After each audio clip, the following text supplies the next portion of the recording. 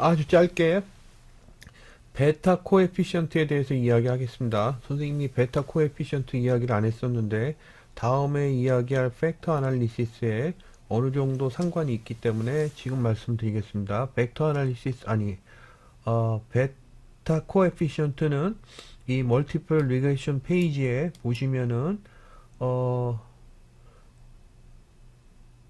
여기 베타 코에피션트 장이 있습니다. 클릭해서 가보시면은 따로 페이지가 있어서 요걸 클릭해서 보시면 됩니다.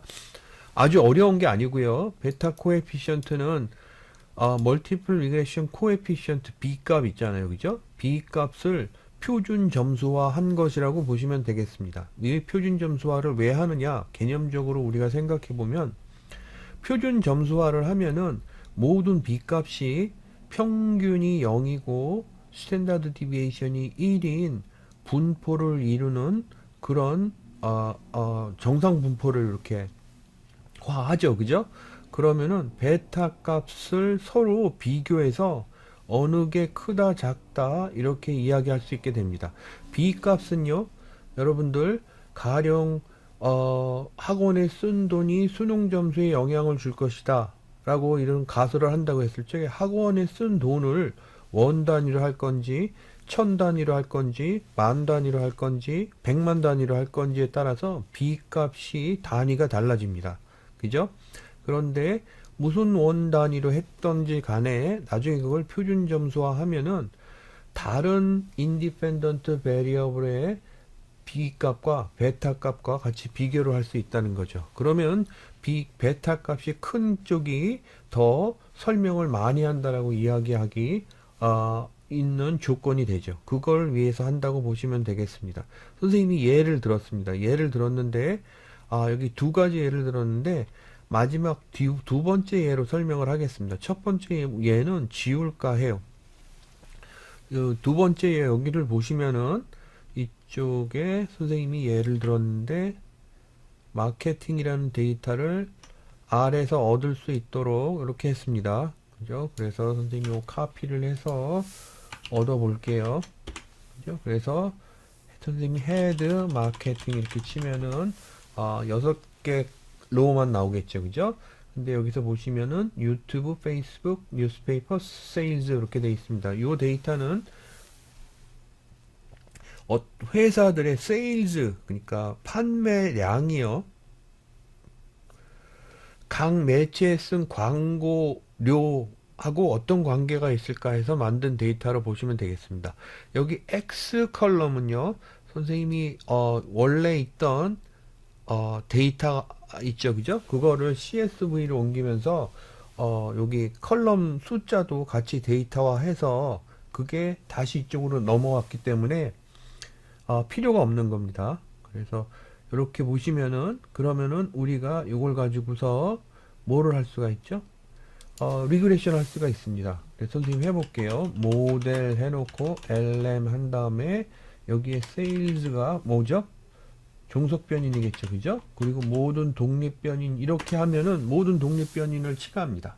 그런데 거기서 X 컬럼은 제외해야 되겠죠. 마이너스 X 컬럼하고 데이터는 마케팅 이렇게 하면은 그러면 모드가 저장이 되고 서머리 모드 이렇게 쳐보겠습니다.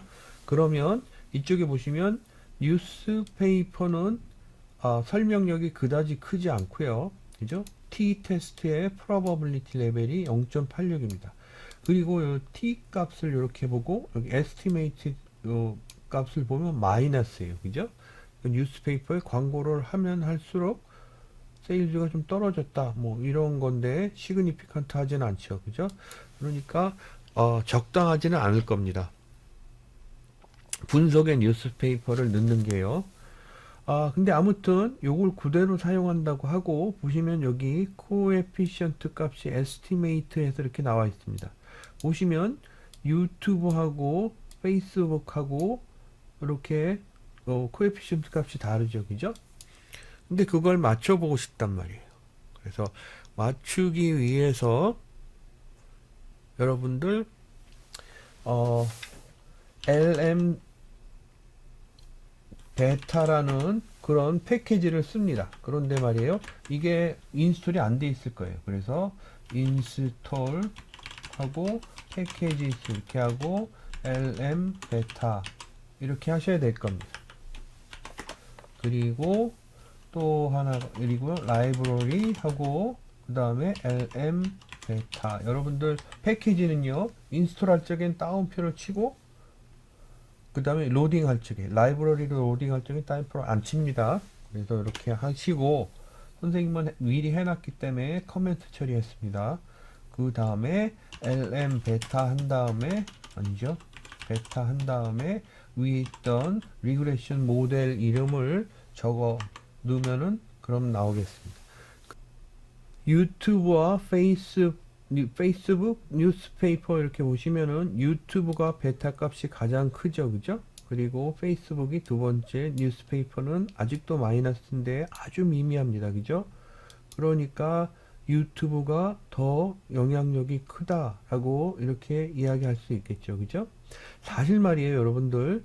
이 영향력이 크고 작은 거는 여기 B 값을 보시고 판단을 하지 마시고 여기 T 값이 크면 영향력이 큽니다. 그래서 요걸 보고 판단을 하셔도 되는데 베타 값은 단위를 같게 하기 때문에 요걸 보고 직접 비교할 수 있다 라고 이해를 하시면 되겠습니다. 베타 값은요 어떻게 계산하느냐 그러는데 위에 있는 공식이 이렇게 있습니다. 베타 값은 B 값에 스탠다드 디비에이션 Y 분의 스탠다드 디비에이션 X 그 해당되는 독립변인 X 이렇게 해서 구한다 라고 이렇게 기억을 해 두시면 되겠습니다. 그런데 이거보다 개념적으로 더 기억을 해 두셔야 될 건 뭐냐 하면은 내가 마케팅 데이터가 있어요. 그죠? 헤드 마케팅 다시 쳐볼게요.